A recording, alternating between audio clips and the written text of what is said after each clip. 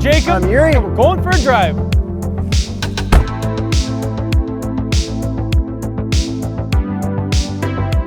...2020 Land Rover Range Rover Evoque. P300 R-Dynamic HSE with no launch control.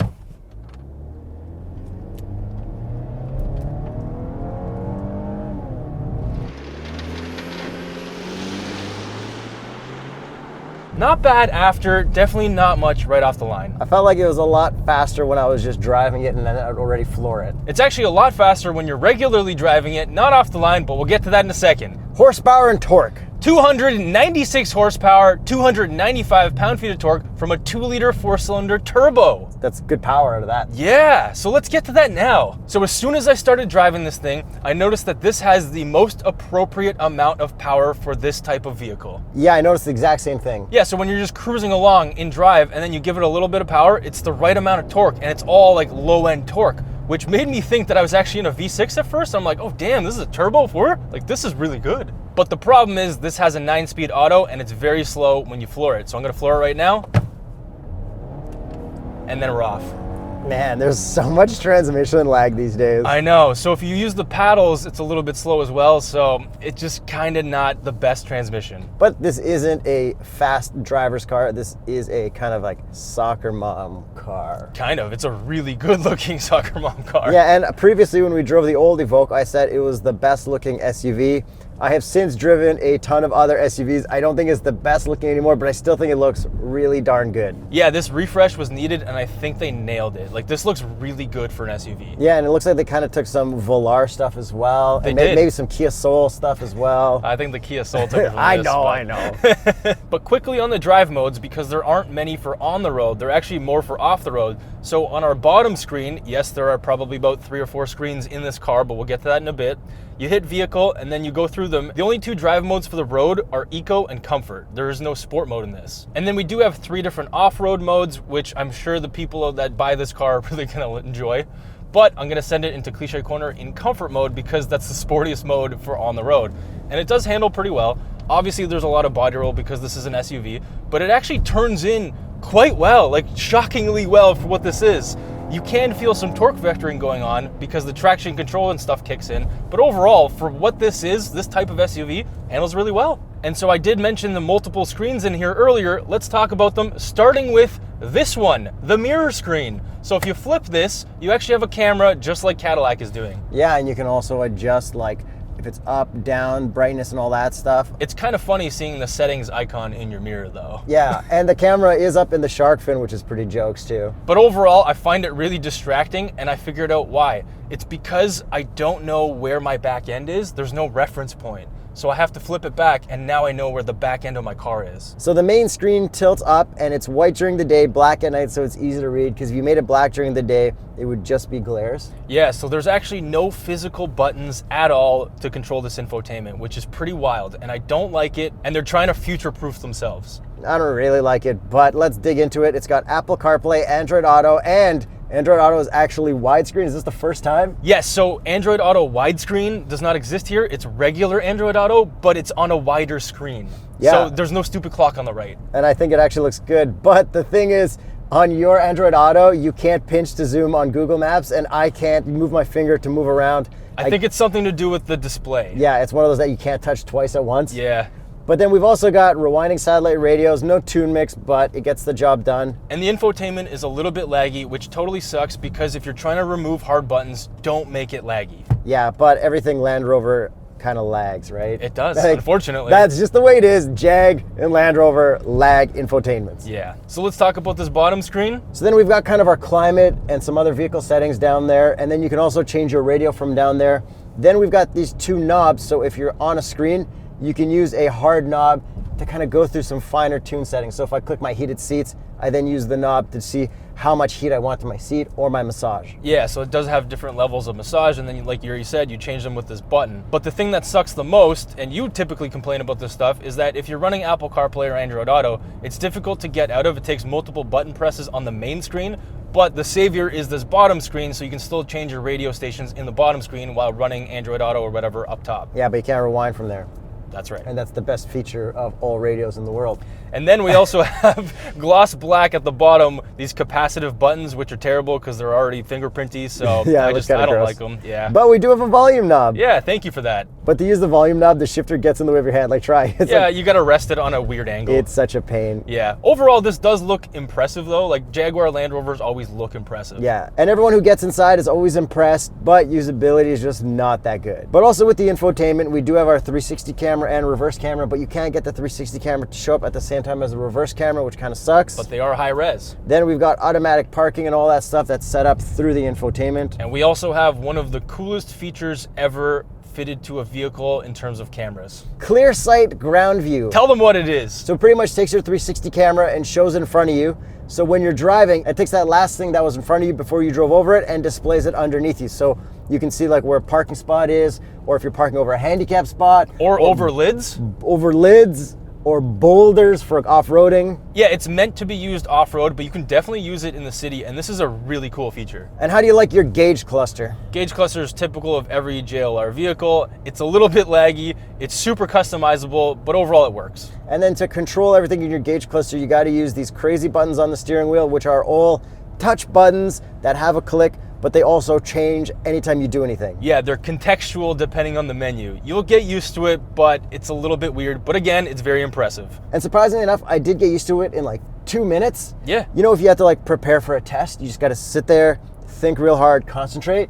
That's what all these new cars feel like to me. I'm like, Yuri, you can do this. You know where the settings are. You've done this before.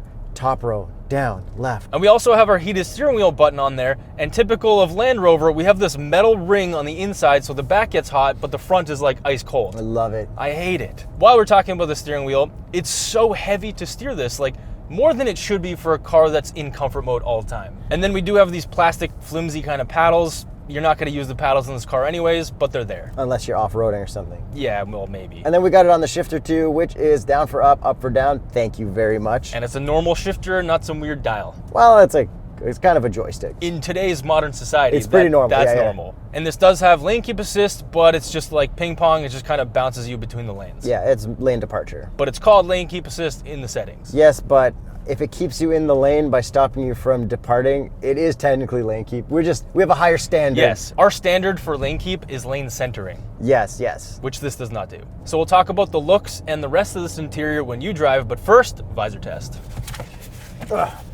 3, 2, 1. Fail. All right, time for the box test. Box test. 2, 3, 4. 5, 6, 7. Pretty respectable for the weird shape of this compact crossover, but it is a sexy crossover, so let's talk about the looks with you in the driver's seat. I gotta say sexy. Ready? Oh, I'm ready.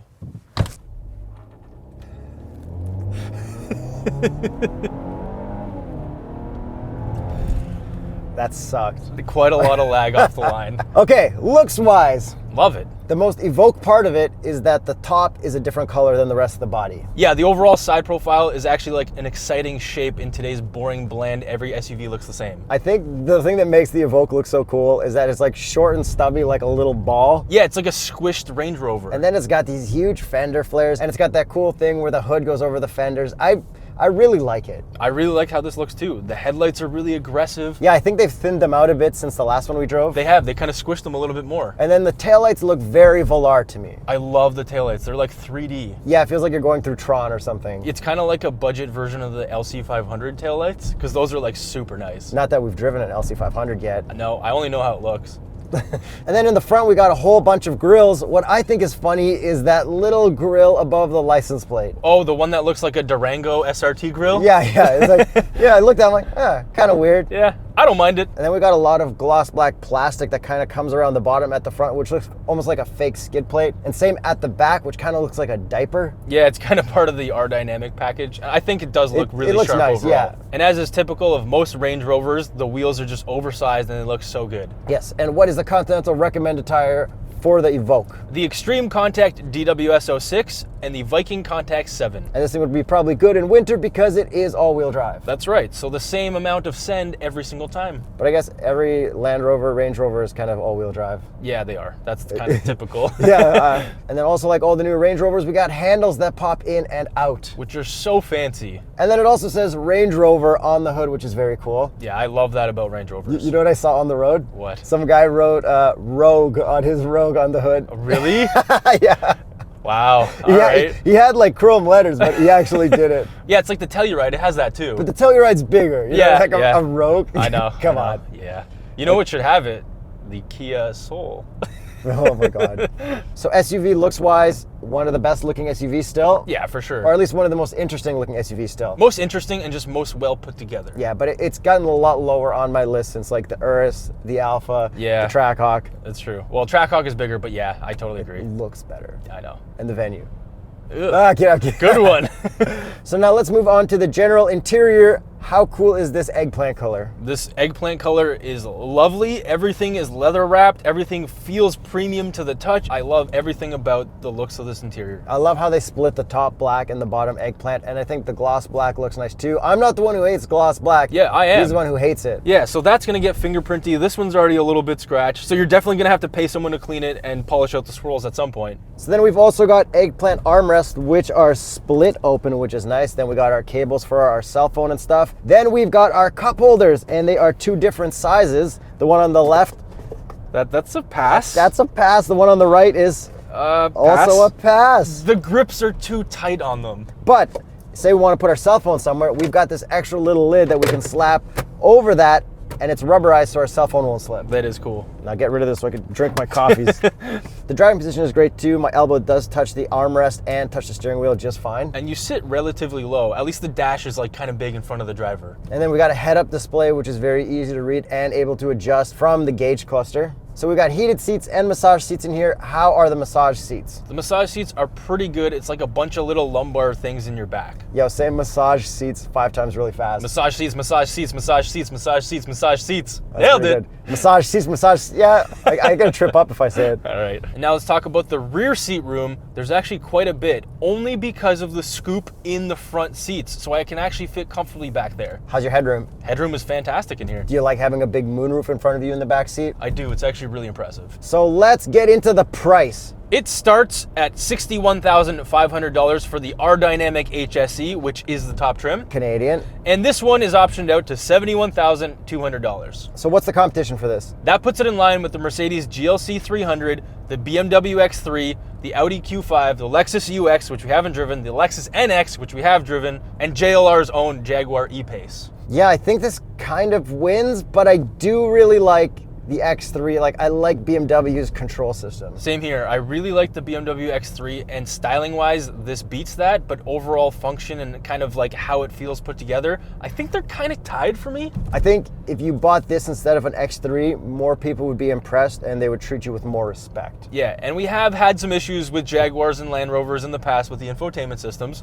Nothing with this one, so I'm happy to report that. But how about the XC40? The XC40 looks kind of cool, but I think I prefer everything about this. I don't think the XC40 looks cool enough. The orange interior is so awesome, but would you really take an orange interior over this? No, I wouldn't. Like, this looks so nice. Would you take a gimmick over class? No, I'm not that type of person. So let us know what you guys think of the updated Evoque. Would you take this over anything else we just listed? Let us know in the comments below. See you next time. See you next time. That's our new thing.